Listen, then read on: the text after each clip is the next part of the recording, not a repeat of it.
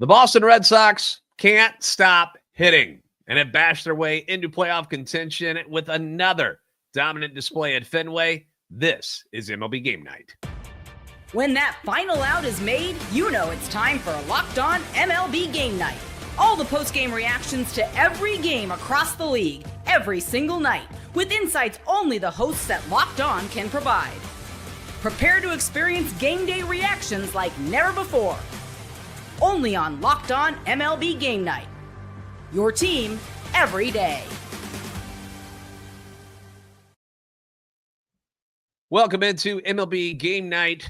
Every game, every night. I'm one of your hosts, JD Hafron from Locked On Cardinals. Joining me, a man who refuses to double dip his chip no matter how many times you say it's okay. He's one half of Locked On Angels host. It is Jon Frisch. Coming up on today's show, we got the Dodgers in danger of getting swept in back-to-back series. The Yankees make a major roster decision, and the Astros have cooled off quickly. Today's show being brought to you by Gametime. Download the Gametime app, create an account, and use code LOCKEDONMLB. Get $20 off your first purchase. We're going to start in Boston. The Red Sox have poured on the offense when it comes to facing the Colorado Rockies. So far in the series, they took games 1 and 2. They outscored them 19-5 entering Wednesday's game. They also got a great start behind Brian Bayo last night and hope to get one from Lucas Giolito today. Let's check in with Gabby of Locked On Red Sox. She's got the story about today's game and discusses a big return that boosted the offense. The Red Sox offense is red hot right now, and the re-addition of Masataka Yoshida only enhanced that. I'm Gabby Maljanian from Locked On Red Sox, where the team just destroyed the Colorado Rockies by a score of 10-2. And the biggest storyline of the game was the return of Masataka Yoshida to the Red Sox lineup after missing the entirety of the season so far. And he came back better than ever with 3 hits in this game for a Red Sox team that already had the bats moving really heavily. And he got himself involved right away, making a difference in this game. And I cannot wait to see more of him as the Red Sox continue to try to prove that they are a playoff team. They are on a 6-game win streak, back-to-back sweeps of the Nationals and Rockies. And you have an offense that will not be denied. So hopefully, with Alex Bregman coming back this weekend, the Red Sox will continue to stack up wins heading into the All-Star break and coming out of it. Tune into Locked On Red Sox on any podcast platform for more. All right, so the Red Sox do more damage today. They just poured on the Rockies. 10-2 victory. Masataka Yoshida, who she brought up 3 for 4, a double and an RBI. Lucas Giolito, excellent in this one, too. 6 scoreless innings on 4 hits, no walks, 6 strikeouts. A lot of offense in this one. Carlos Narvaez, Wilyer Abreu, Romy Gonzalez, Jaron Duran, they all hit home runs for the Red Sox. I know we like watching some other teams. You know, when it's our team that's making a bunch of errors and being silly, we don't like it so much. But watching the Rockies kind of kick the ball around there during that Jaron Duran play, that was pretty funny. I was amused at that. Sorry, Rockies fans, if you get upset about that. But they matched the season high, 6th straight win with this one. Romy Gonzalez is a guy I want to bring up here, John, real quick, just because, first off, his picture, he's got a beautiful mustache, which I always a lot of respect going to that. Batting .500 over his last 7 games, 12 for 24, 9 ribbies. They claimed this dude off waivers from the White Sox this offseason. The White Sox had no use for this man. Yeah. He goes to Boston. He's hitting .338 on the year. Funny how a change of scenery can make all the difference for certain people. But a change of socks, too. Yeah. One sock to the other. One of them wins a lot more than the other one, at least in the last couple of years. But, you know, Gabby mentioned it, you know, Nationals, Rockies were who they've won over the last 6 games and beaten them pretty good, taking out their aggression on them. So I ask you, because it is the Nationals and the Rockies who haven't been great teams this year, are the Red Sox for real? I don't think that you can turn down the fact that they've been putting up some great numbers offensively. And look, there have certainly been teams that the Nationals and the Rockies have both gotten to this year at times. And so if you're not one of those teams and you're able to sweep both those teams in a row, look, it was very fortunate that the Red Sox got them all in a row. And the fact is, you know, I don't want to pile on JD, but the Nationals look pretty good against the Cardinals. We'll talk about that a little bit later. Stop it. But Stop it. I think that if you're not one of those teams that's going to get, you know, like frustrated or you lose, you know, one of your 3 games against them, I mean, the fact that the Red Sox swept through those two series, I think is a very good sign for them. And getting Yoshida back, I know that you and I've talked a lot about like, oh, they're kind of missing the offense. And even Gabby has brought up the fact that they've been missing offense, and then they traded away Devers. But hey, they haven't had Yoshida all season, and now he's back and he's already making an impact. So I think they're in a pretty good place right now. Yeah, things are going well when, Romy Gonzalez is doing what he's doing right now. And then you got a healthy Trevor Story. Yeah. Roman Anthony is really starting to pick it up. So things are looking good for Boston. But again, we'll see what they do when they, face more stiffer competition. Let's put it that way. And by the way, the Cardinals are 4-1 against the Nationals. Your mouth, Joe.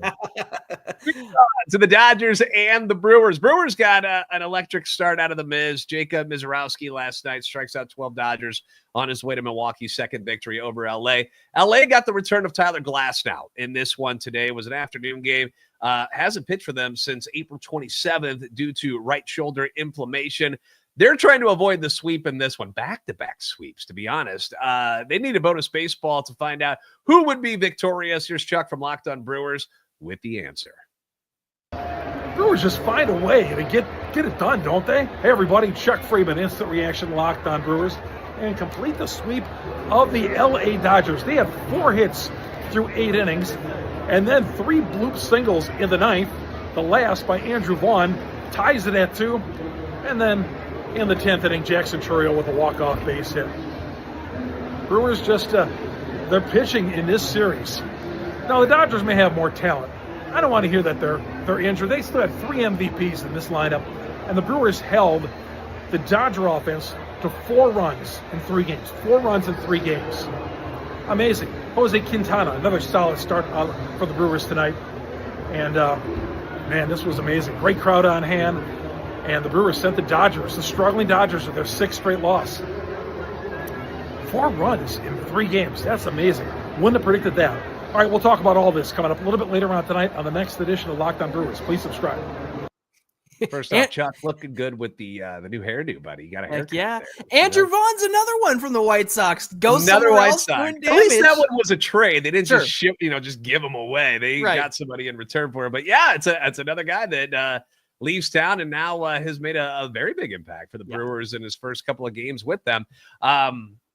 Brewers, doing what they did against the Dodgers, slowing down that offense, that's no easy task, obviously. And they just keep doing the small things right. He talks about the blue pits and stuff, putting the ball in play, don't strike out a lot. It's a key to victory for a lot of these teams that are surprising people this year. I don't want to say the Brewers are a surprise because they've won the division a couple of years in a row now, but losing guys like Willy Adames and moving on from guys like Corbin Burns and Josh Hader, and to keep churning out good teams, that says something about Milwaukee. Now, John, if you had to pick an NL Central winner today between the Cubs and Brewers, 2 top teams in that division right now, who are you siding with?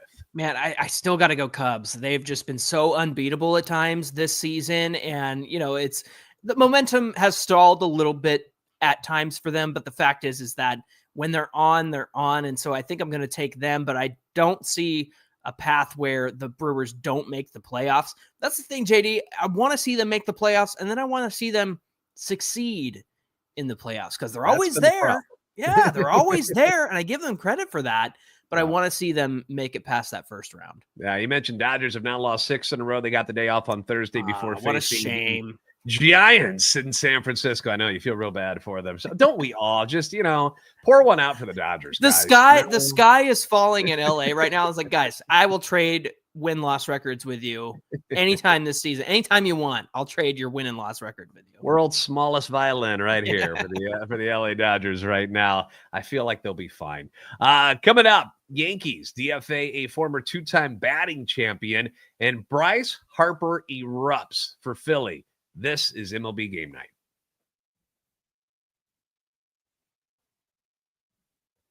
Today's show being brought to you by Gametime. Have you ever decided that, last minute, you're going to head to the ball game with friends or family, maybe it's game day, and you suddenly realize, you know what, I want to be there. This would be a cool game to go to. Maybe you've got a couple of hours that have just opened up for you, and that's where Gametime can come in and be your best buddy, man. It's the easiest way to grab last-minute tickets without the stress.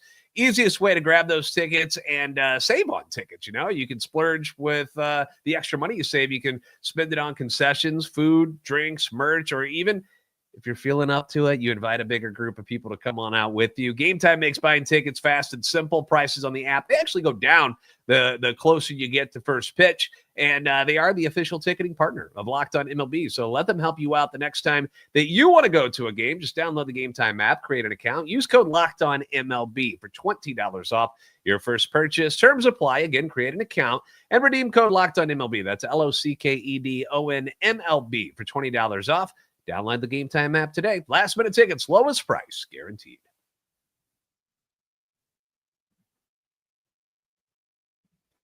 MLB game night continues. We are going to head to San Francisco. Giants catch. What a play that was last night. It was just fun to watch. It wasn't fun for Philly fans, but Patrick Bailey hitting that walk-off inside the park home run to help the Giants take the second game of the series against Philadelphia. Connor from Locked On Phillies did not have a good night last night. He was not happy about it. I even texted him. I was like, sorry about the loss, man. And he was not thrilled to hear from me about it either. But after last night, new day, new game, all smiles after seeing what Bryce Harper did. Look out, baseball world. I think Bryce Harper might be back. I'm Connor Thomas, your host of Locked On Phillies. And the Phils go out and hang 13 on the San Francisco Giants in the series ender. What a turnaround from last night. A brutal loss into just an awesome victory. Harper, 4 for 6 with 3 doubles and a bomb. People were worried about him. Can he get extra base hits still? Is the wrist bothering him? Well, if today's any indication, he might be just fine.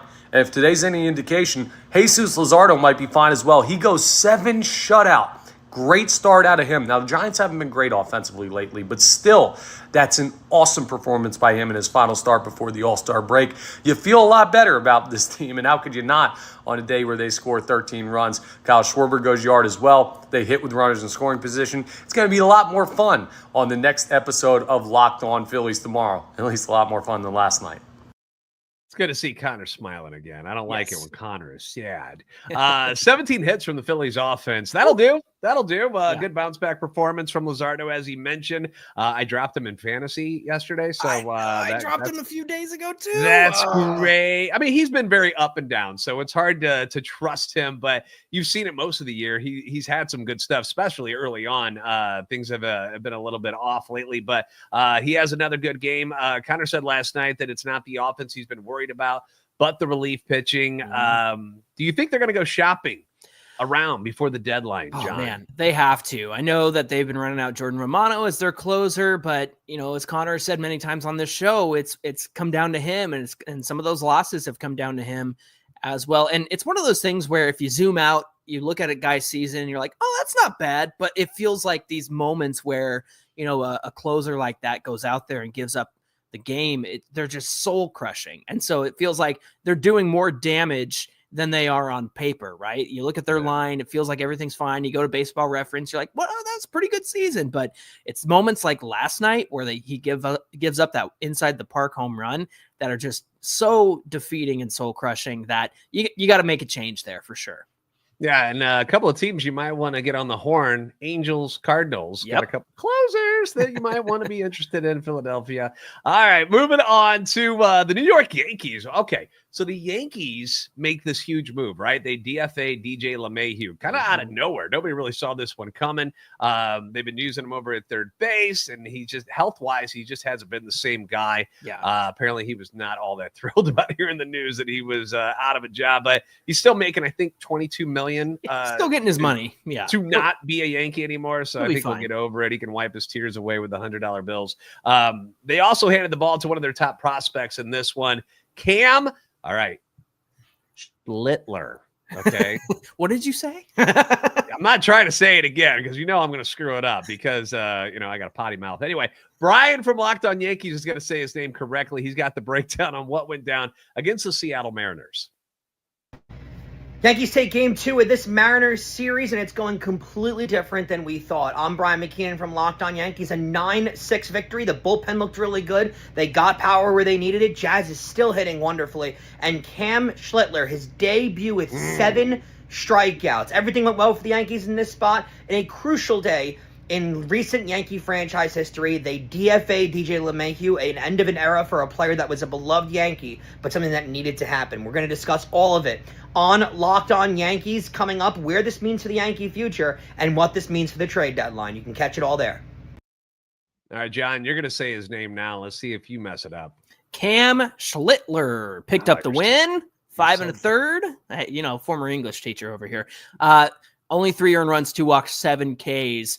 And that's despite the Mariners putting up 4 home runs. But here's the thing. 2 home runs from Jazz Chisholm. Jason Dominguez gives him 3 hits and an RBI. Aaron Judge has a 2-run double, puts the Yankees ahead. And so despite the Mariners putting up all those home runs, they were able to come away with a 9-6 victory. Cole Young, though, of the Mariners gets his first big league home run. So that's a lot of fun. My question here is moving Jazz back to second. It's kind of his natural position. Does that coincide with his hot bat right now? What do you say? I think it totally does. There's just something about being comfortable at what you're doing. It's, being able to go out and do the same thing each day.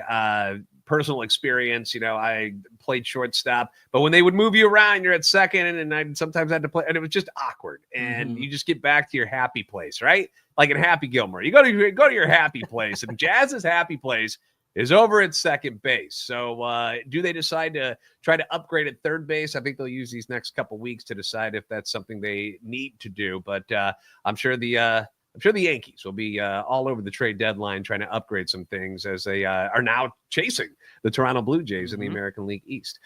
Cubs and Twins. Twins blew Chicago out in game 1. Could they rebound on Wednesday night with Cade Horton on the hill? Our man Sam Olber from Locked On Cubs is all worked up after what he saw in this. Boy, how quickly things can change in a Major League Baseball season. I'm Sam Olber from the Locked On Cubs podcast. And if Tuesday night's game in Minnesota was like getting a root canal, Wednesday night's game was like having 4 wisdom teeth pulled. The Cubs have not showed up in this series at all. They have trailed after every single inning. On Wednesday night, it started with an 0-2 hit by pitch to Buxton. Then Swanson had a guy thrown out at home easily, but he didn't know he was going. Then the Cubs fell for the old first and third base trick where the runner at first tries to steal second to distract the Cubs so the runner at third could steal home. That somehow worked. That doesn't even work in 7th grade. And guess what? None of that was the story of the baseball game. Where is the offense? They have scored 3 runs in 2 games against 2 right-handers that are not having great campaigns. The Cubs' lead went from 4 in the division to 1.5, and they have to figure out a way to avoid a sweep tomorrow. This has not been a good series so far, to say the least. Can I take back my call of the NL Central right now after hearing Sam?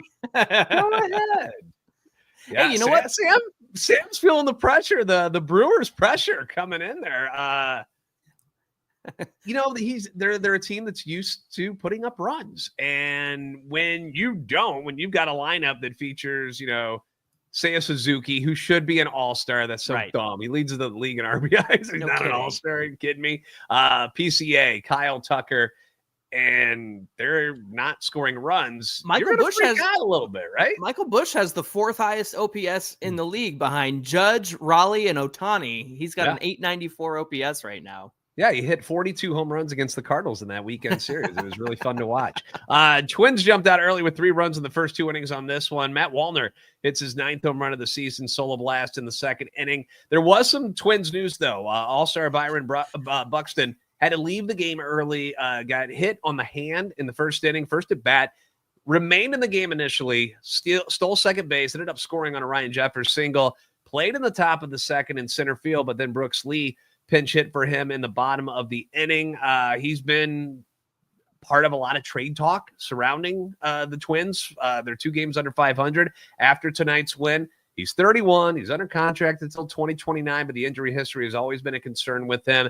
If you're a GM and you're looking to upgrade your outfield, is Buxton someone that would be at the top of your list right now? If you can buy cheaply, buy low. I mean, look, there would be a good market for Buxton, but it's the health. It's always been the health. And then, something like this happens today where he gets hit on the hand. Don't mess with Buxton. He's going to be in the home run derby. I want to see it. I want to watch him hit the home runs.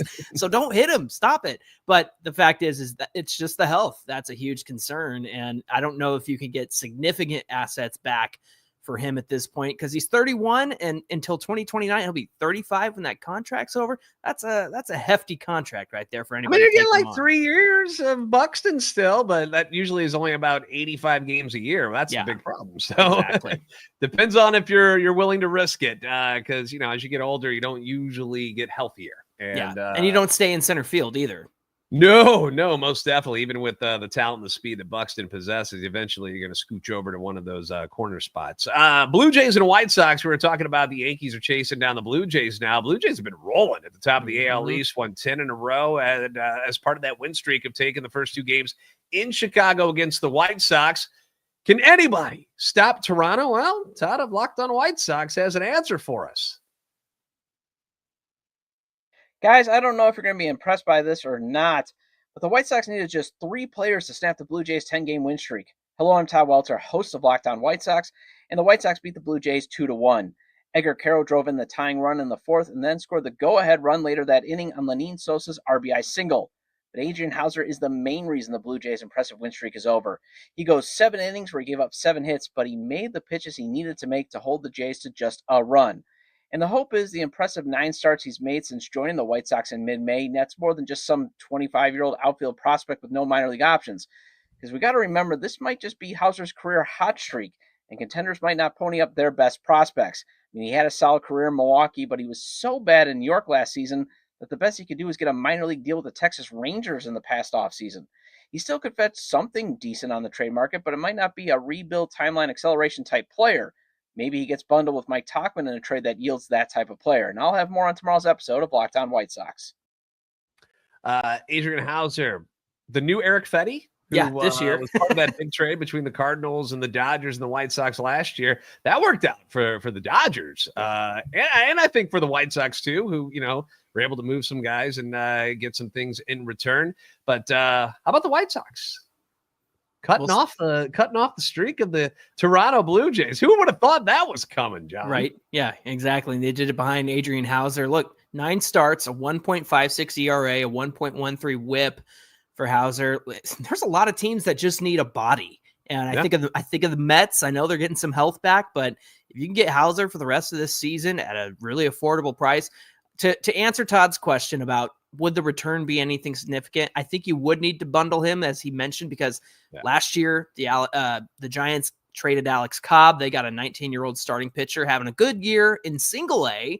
And then Martin Perez was traded from the Pirates to the Padres, and they also got a 19-year-old starting pitcher for him.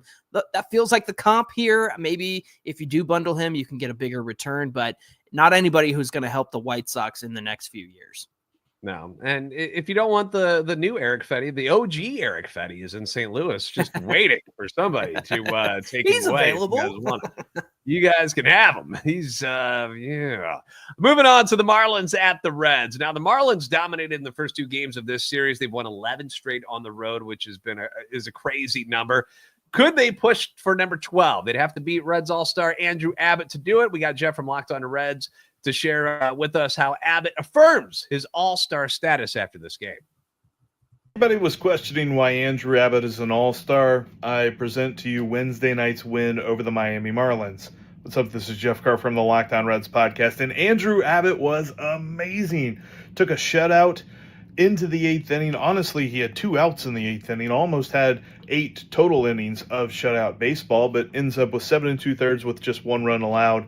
But he was so pitch efficient all game long, just seemed as though he was keeping Marlins hitters at bay, missing barrels, forcing quick at bats. He did have a handful of strikeouts in this one still, but just a really good game for him. I believe his ERA dropped below 2 once again on the season. That was great to see. And also the Reds were stringing together hits early and often to the point that they were good to go for this game. But then Noelvi Marte hits a laser shot of a home run later on, and Will Benson as well with a laser shot of his own to play some add-on there, which was good to see. I mean, overall, the Reds needed this game. They got the game they needed. See if they can get the split tomorrow before Old Dominion takes the stage. Maybe math not his best thing. 2.07 for Andrew Abbott on the ERA right now. Jeff, don't mean to correct you, but at the same time, I'm happy to correct you. Abbott, excellent again. Nothing but good stuff for him, really. 7 2/3, 1 run, 6 hits, 5 Ks, 8-1 now on the season. He just quietly goes about his business. The biggest name in this game, as far as the pitching matchup, really was Sandy Alcantara, because you keep hearing about him possibly being somebody that people would trade for, a trade target. Not helping his trade value for Miami. 5 innings, 6 runs, 9 hits, the 1 home run. The ERA on the season for Sandy, the former Cy Young winner, is now at 7.22. Whoa, that's gross. All right. Astros riding high after that Dodgers series, but now looking to try to avoid getting swept by the Guardians. We'll talk about it next on MLB Game Night.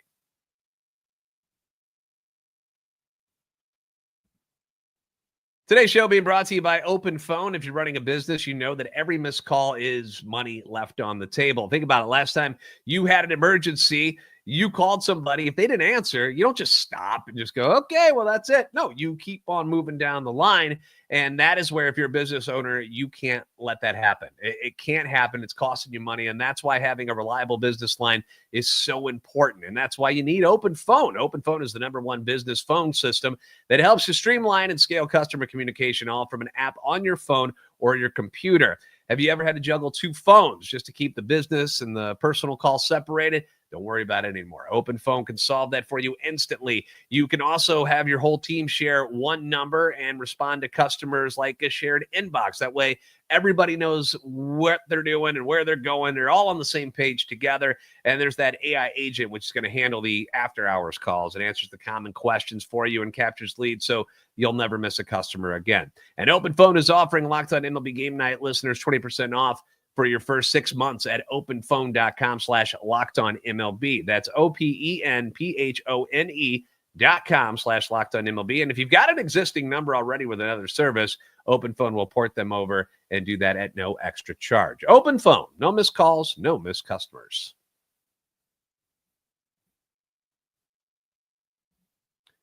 Back here on MLB Game Night, we're going to Houston, Planet Houston, as they say. And what is that, Superman 2 when they call it that? Guardians are there, and the Guardians offense has come back to life there. Have taken the first 2 games of this series and look to complete the sweep behind Slade Ciccone, I think is how we pronounce his name. Did I nail that one, John? Unless you're Italian, then it's Ciccone.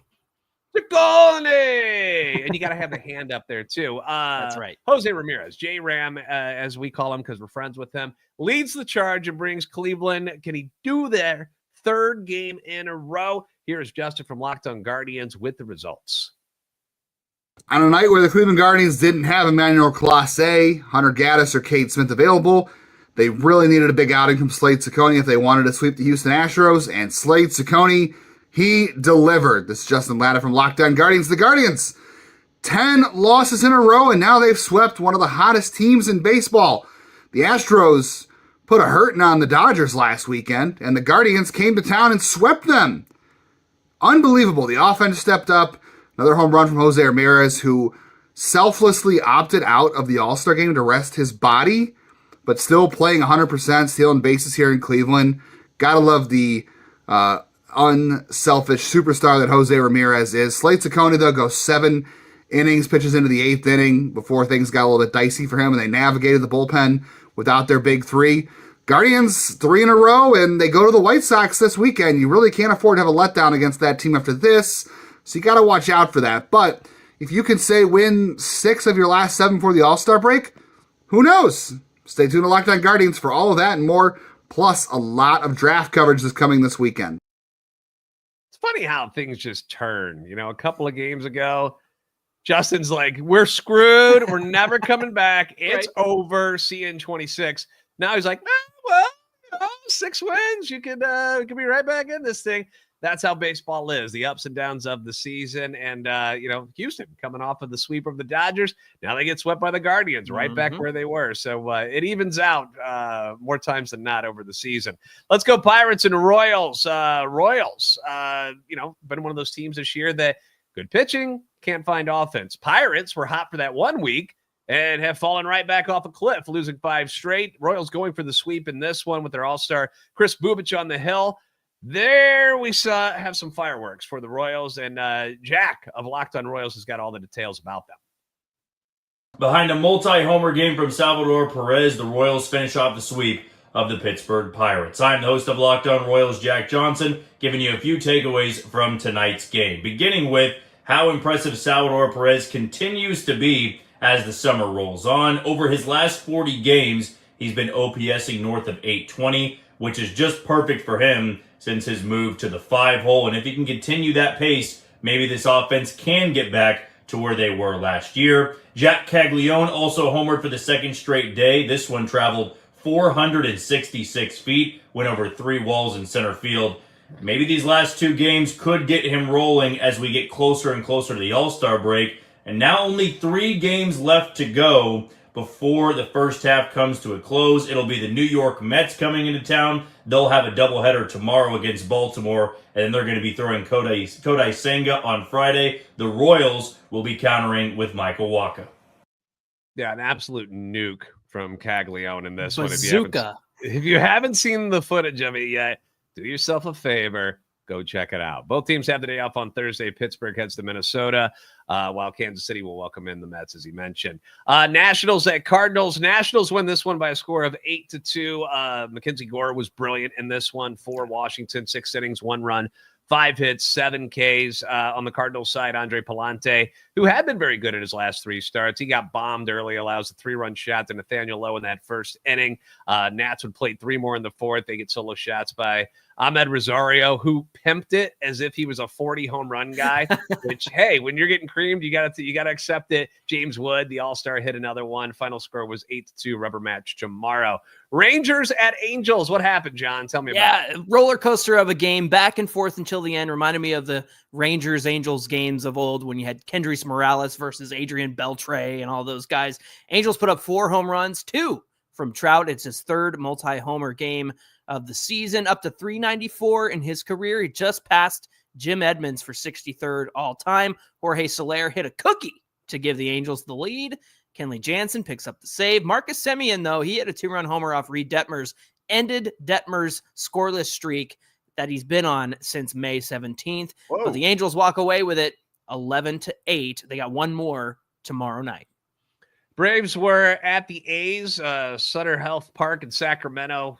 We know at night the ball flies. It happens. The A's put up 5 home runs on the Braves on Tuesday. Braves turn around and do it to them. Gives them a taste of their own medicine. Hits 5 home runs of their own. Ronald Acuna Jr. Hit 2 home runs. He was back in the lineup after missing Tuesday night series opener. He had some back discomfort. Bryce Elder looked really good for the Braves in this one. 6 2/3 innings, 2 runs, 8 hits, 7 Ks. I know that he is supposed to be in the home run derby since it's taking place in Atlanta, but lower back issues at the ripe old age of 27. I don't know if I want my star player participating in a derby if he's dealing with a back issue. So we'll see if that ends up costing him his spot in the home run derby. Rays at the Tigers, John. What happened here? Yeah, the Rays dropped the first 2 games of the series, trying to salvage a win, and they did 7-3 over the Tigers. They faced Reese Olson. It was his 2nd start back since returning from the IL. He was good, just allowed 2 earned runs, but it was Junior Caminero popping his 22nd home run of the year. Tampa Bay, 7 different hitters drove in runs in this one. They took the final game of this series 7-3 over Detroit. And finally, Diamondbacks at the Padres. Diamondbacks all over San Diego in this one, 8-2 final. This was after a pitcher's duel they had yesterday where it was 1-0. Dylan Cease was on the mound for the Padres in this one, and he's very Jekyll and Hyde this year. It's really weird because he'll have a couple of innings where he looks like he's unhittable, and then all hell breaks loose, and people just start taking him yard left and right. He gives up 3 more home runs in this one. Solo shots from James McCann and Eugenio Suarez before the big blow, the grand slam by Geraldo Perdomo to blow it open. Final score of this one was 8-2. Mets at Orioles. Mother Nature said, not today, folks. That game got postponed. They'll do a doubleheader on Thursday to make up for that. So that's going to wrap things up for us. Thank you for joining us for this episode of MLB Game Night. Don't forget to like, share, and subscribe. We hope you come back and visit us next time. MLB Game Night. Every game, every night.